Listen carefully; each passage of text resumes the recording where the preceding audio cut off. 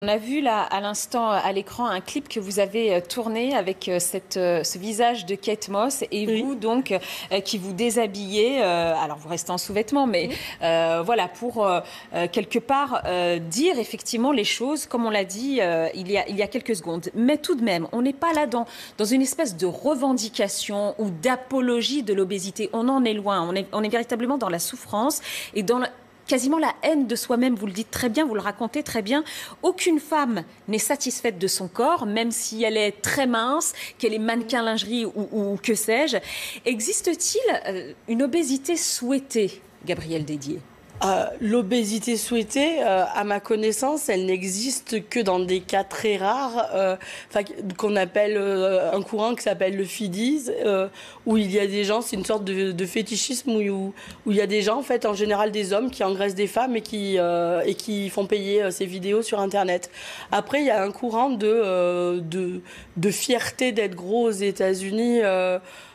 Mais oui, ça existe, mais parce que je pense que ces gens-là, ils en ont marre d'essayer de maigrir et voilà. Mais je le conçois aussi, mais là, je suis vraiment pas du tout dans ça. Moi, je fais pas d'apologie de quoi que ce soit. Moi, je suis là pour faire un constat. Et le constat, c'est que voilà, il y a des gros en France.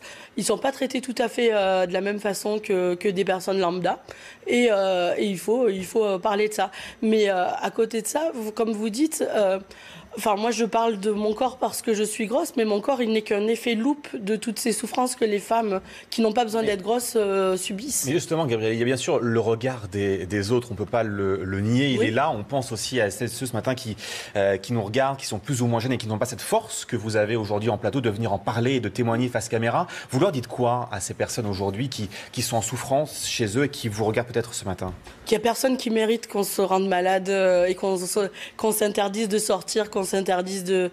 j'ai des amis qui refusent de mettre des t-shirts, par exemple, qui mettent des gilets alors qu'il fait 40 degrés dehors, parce qu'elles ont peur qu'on parle des bourrelets qu'elles ont sur les bras.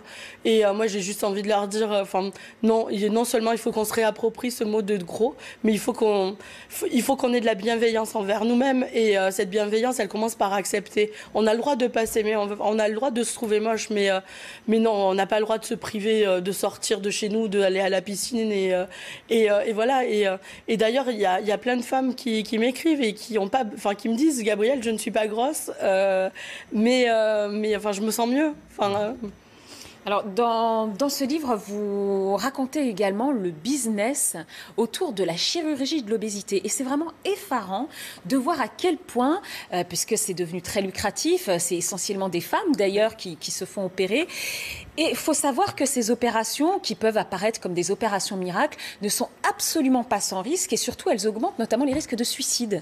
Oui, alors ça c'est très intéressant. Donc déjà sur la population obèse, donc il y a 16% chez les femmes, 14% chez les hommes, mais les opérés sont 80% de femmes. C'est aussi pour ça que le livre est au féminin. Oui. Voilà.